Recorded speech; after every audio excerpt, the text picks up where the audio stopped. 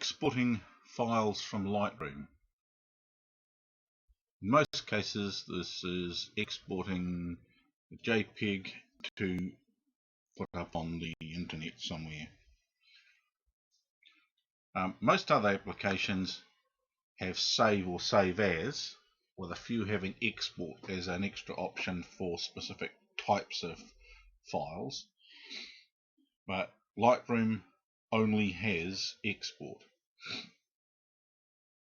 Now, the easiest way is either from Develop module or Library module, right click, go down to Export.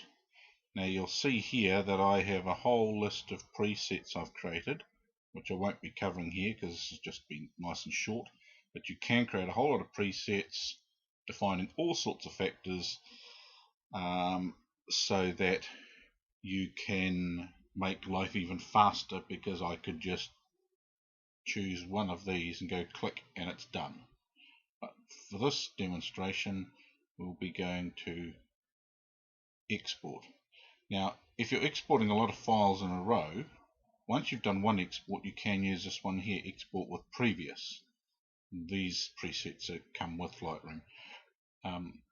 And this can be really handy if you're exporting files pretty much the same one after another, either in one session or over different sessions.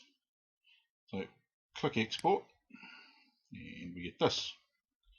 Now the first one to take notice of is export location. I tend to pretty much do same folder. Also remember, these settings are sticky, so whatever settings you set in here for this session will be set for the next session until you change them. And obviously the last time I exported I used the save as JPEG preset that I created, which, considering what we're doing here, it's a good starting point. Now, same folder, you can choose a specific folder or choose folder later. I find same folder is fine. You can create a subfolder if you like. You can add it to add the file to the catalog, so it'll show up in your film strip down the bottom. And for this particular occasion I will actually add it to the catalog. That basically means it shows up so that Lightroom knows it's there. If the file exists, which in this case isn't likely to happen because I'm editing DNG or RAW files, and I'm exporting as a JPEG. But if I was editing JPEGs, obviously it's going the file's going to already exist, so I can, in this case it's got ask what to do, but I can choose a default. Don't recommend override without warning. Choose a new name for exported file. That can be quite handy. I tend to stick with ask.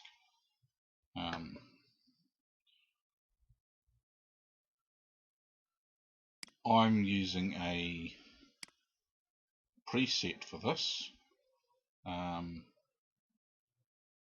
so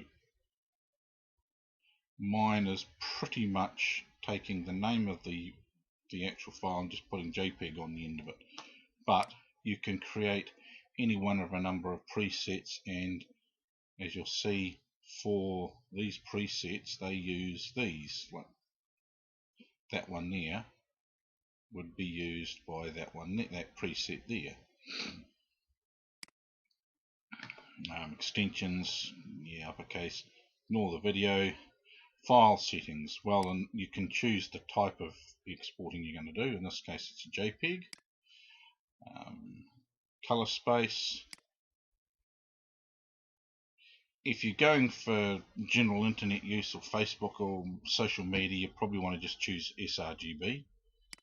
I always have my quality up to 100. But in the case of some of the social media like Facebook or something like that, you might want to drop that down because it reduces the file size and you don't need such high quality on things like Facebook. Image sizing.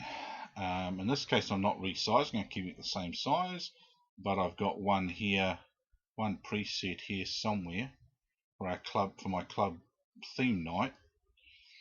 Obviously I've got two of them, signed left, signed right, and in those I've actually set a specific size because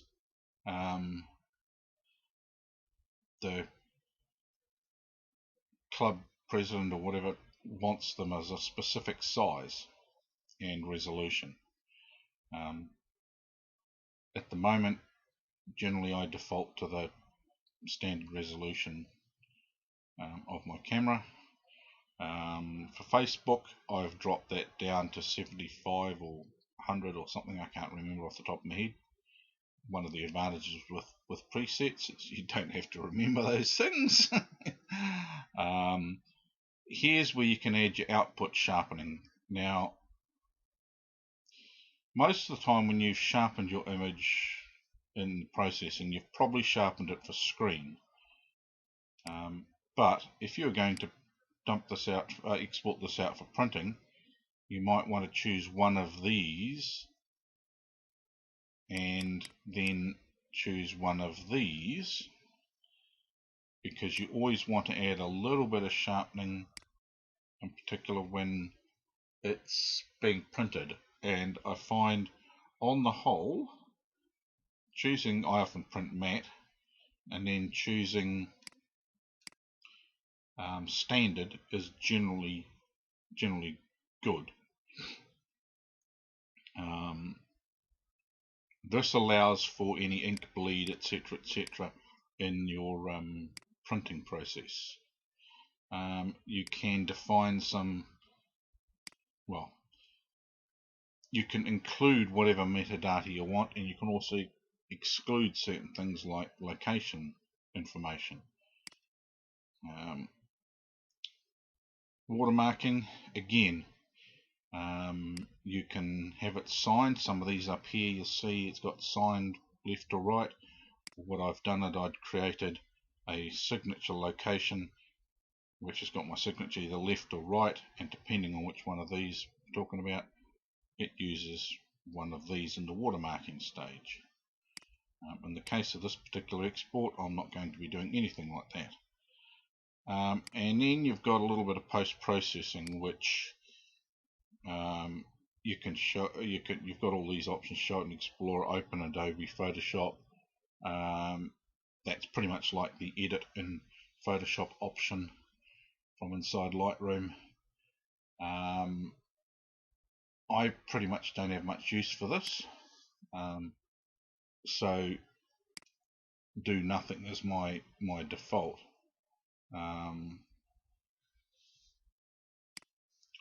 So once you've defined all those, you then have the option of saving that as a new preset if you want to.